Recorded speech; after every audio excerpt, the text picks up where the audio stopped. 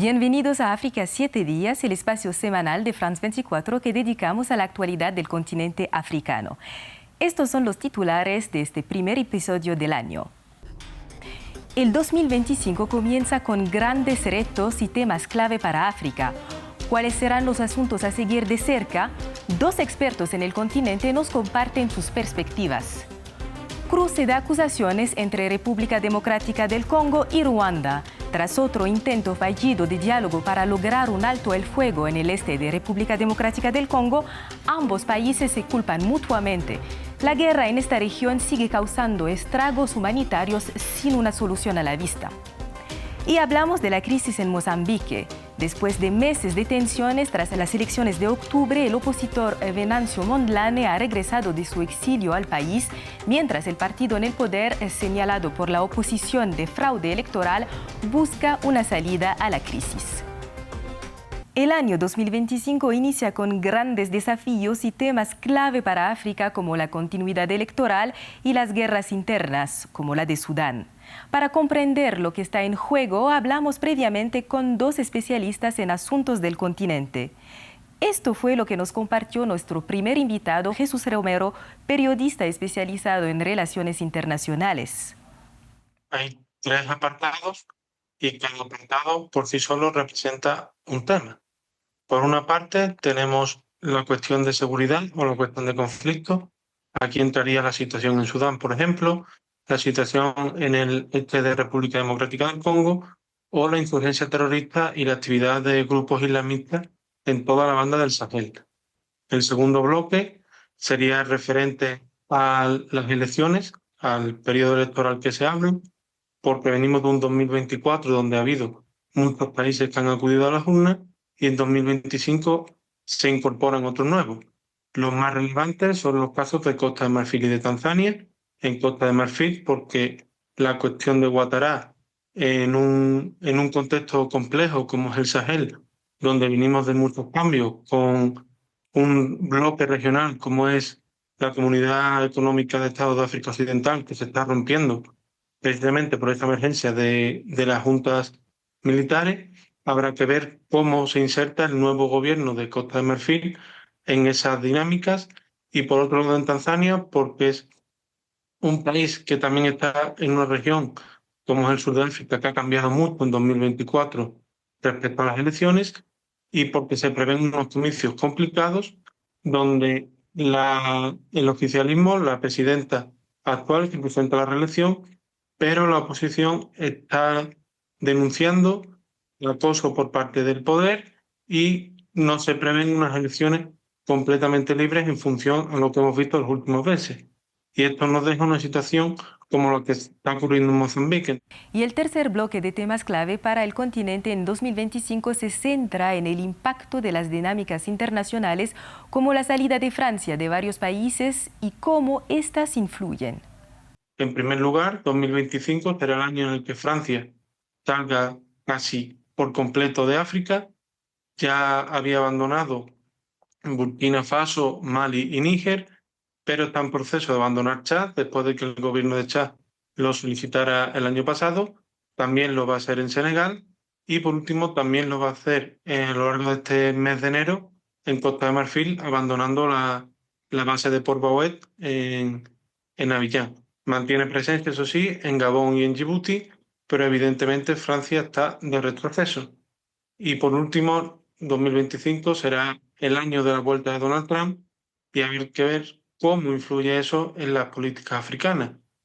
Durante su elección, casi todos los países o casi todos los presidentes emplazaron a Trump a mantener reuniones y encuentros bilaterales, a testar los lazos existentes entre Estados Unidos y los países africanos, pero el principal frente que se abre en cuanto a la nueva administración Trump es la cuestión de Somalilandia, una cuestión que durante todo el 2024 generó una crisis diplomática entre Somalia y Etiopía y que se extendió también al Cuerno de África, y que al final un reconocimiento de Somalilandia podría generar nuevas tensiones en el Cuerno de África y elevar una situación de seguridad crítica en un entorno donde se está sufriendo los efectos de la guerra de Sudán, donde hay presente un movimiento terrorista como el Sabah en Somalia muy fuerte, y también en Etiopía, que mantiene tensiones internas con distintas milicias regionales y también con Eritrea. También conversamos con Tato Senabe, experto en asuntos africanos, quien analizó cómo el panorama geopolítico y económico influye en el papel de África dentro de un mundo cada vez más multipolar.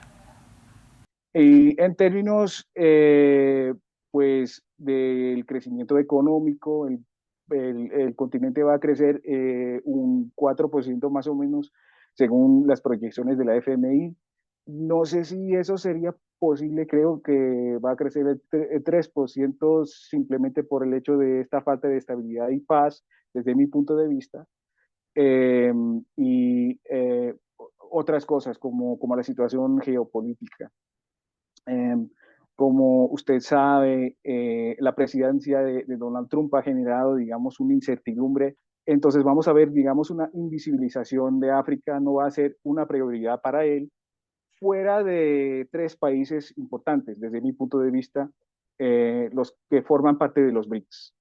Trump ha mostrado una actitud bastante negativa hacia los BRICS, ha prometido acciones unilaterales económicas bastante negativas contra los BRICS. Entonces vamos a ver lo que eso significaría para Sudáfrica, Etiopía y Egipto, que ya forman parte de los BRICS en el continente africano.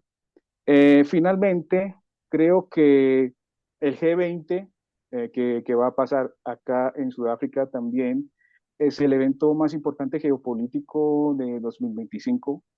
Va a significar que la Unión Africana va a poder participar en el continente también.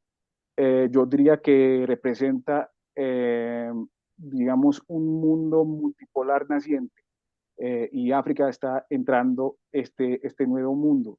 Entonces creo que esas son las cosas más importantes desde mi punto de vista sobre la situación en África en general. La guerra en el este de República Democrática del Congo es una de las crisis más complejas y prolongadas del continente.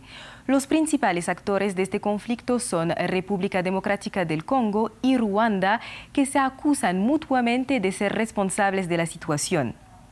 Por un lado, Kinshasa acusa a Kigali de financiar al grupo armado M23, al que considera responsable de aterrorizar a la población, provocar desplazamientos forzados, ocupar territorios congoleños y explotar los recursos naturales del país.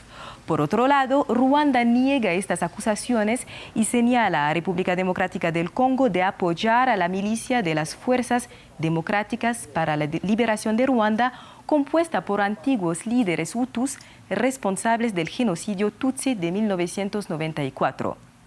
Bajo la presión de países de la región y de algunas potencias occidentales, ambas partes han intentado iniciar procesos de negociación en varias ocasiones, aunque todos han sido interrumpidos. El último intento de alcanzar un acuerdo de paz fracasó en diciembre, durante una cumbre en Angola a la que el presidente de Ruanda, Paul Kagame, nunca asistió. Paul Kagame culpó al bando contrario de la falta de avances hacia una solución a la crisis. En todas las reuniones donde se discutía cómo poner fin a este problema, Ruanda estuvo presente. Pero al final, incluso ahora mientras hablamos, el objetivo no es resolver el problema, sino tomarse la foto. Y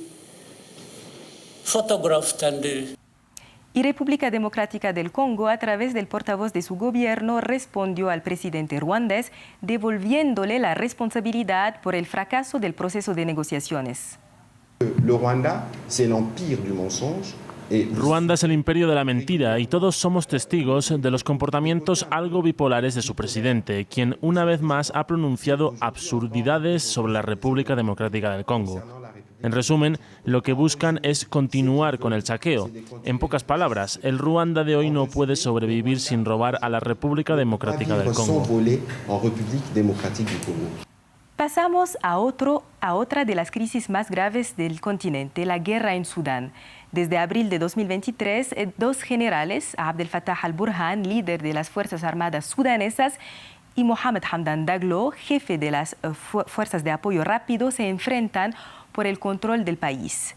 Tras casi 2 años de una guerra devastadora y negociaciones estancadas, comienza a surgir señales de movimiento. Por un lado, tras meses de una aparente indiferencia internacional, Estados Unidos ha acusado a las fuerzas de apoyo rápido de genocidio y impuesto sanciones contra su líder. Por otro lado, el ejército de Abdel Fattah al-Burhan, junto a aliados, recuperó el control de la ciudad de Wad Madani, capital del estado de Al Jazeera, que estaba bajo control de las fuerzas de apoyo rápido. Estas imágenes muestran cómo la población aquí en Port Sudán y otras ciudades bajo control militar celebró la recuperación de la ciudad, a pesar de lo que los paramilitares han prometido reconquistarla. Actualmente, las fuerzas de apoyo rápido dominan el resto del estado de Al Jazeera, toda la región del Darfur en el oeste y algunas áreas del sur. Por su parte, el ejército controla el norte, el este y partes de la capital Jartum. La guerra en Sudán ha dejado un saldo devastador, decenas de miles de muertos, más de 8 millones de desplazados y 30 millones de personas que necesitan ayuda urgente, según la ONU. Nos dirigimos ahora a Mozambique, un país de África Austral que enfrenta su propia crisis, como mencionó nuestro invitado al inicio de este programa. Tras meses de caos político, tras las elecciones de octubre, el candidato opositor Venancio Mondlane regresó al país después de un periodo de exilio. Las elecciones se enfrentaron al histórico partido Frelimo, en el poder desde 1974, contra Mondlane del partido Podemos. Mondlane y sus seguidores denuncian fraude electoral por parte de Frelimo y su candidato Daniel Chapo, lo que desató protestas mortales y llevó a Mondlane a salir del país hasta su regreso el 9 de enero. Con una Biblia en la mano y la otra palma alzada hacia el cielo, Venancio Mondlane realiza un juramento simbólico frente al aeropuerto de la capital mozambiqueña, Maputo. Juro solemnemente servir a la patria y al pueblo de Mozambique. Juro respetar las leyes y la Constitución. Les digo esto como presidente electo. En el exilio desde hace casi 3 meses, el líder opositor fue recibido por una multitud eufórica a su regreso al país. Había abandonado Mozambique en octubre, tras unas elecciones que oficialmente ganó el candidato del partido en el poder, Daniel Chapo, y cuya victoria Mondlane sigue reclamando. Desde el extranjero, Mondlane instó a sus seguidores a salir a las calles para presionar al gobierno. Las manifestaciones fueron violentamente reprimidas por las fuerzas de seguridad, dejando cientos de muertos. Acusado por las autoridades de ser el responsable de la violencia, Mondlane enfrenta hoy procesos judiciales. Sin embargo, el opositor asegura que no tiene nada que ocultar. He venido para demostrar que no temo a la justicia. Me defenderé y probaré quiénes son los verdaderos culpables. El partido Frelimo, que ha gobernado Mozambique durante 50 años, inició en noviembre negociaciones para intentar sacar al país de la crisis. Estas conversaciones reúnen a los principales partidos de la oposición, pero Venancio Mondlane no ha sido invitado hasta ahora. Llegamos al cierre de esta primera edición del 2025. Gracias por acompañarnos. La actualidad internacional sigue en France 24.